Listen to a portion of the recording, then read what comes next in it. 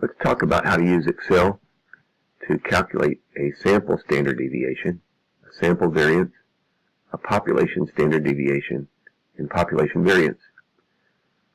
One way is to click on the Formulas tab at the top, then More Functions, Statistical Functions, and we have a menu here that's alphabetical. We're looking for standard deviation, so scroll down. stdev.s gives the sample standard deviation. stdev.p would give the population standard deviation, but this time we want the sample standard deviation. We need to fill in this field with the location of our data. Just click and drag. And immediately is calculated here and here the sample standard deviation of those numbers. Notice that not all of the digits appear here, but at the top, if you'll grab that bar, spread it out, you can see all the digits. Next, we want the variance of these sample data.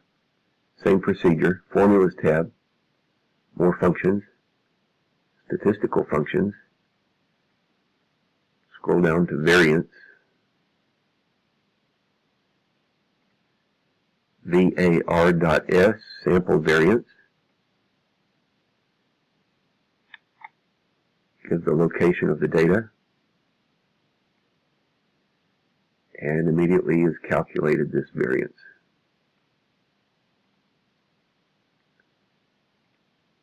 For the population standard deviation, Formulas tab, More Functions, Statistical Functions, stdev.p, population standard deviation.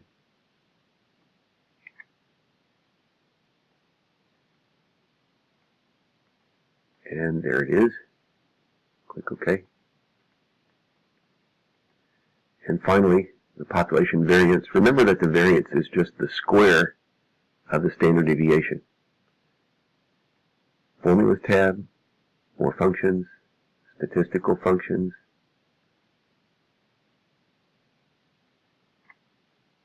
var.p, population variance,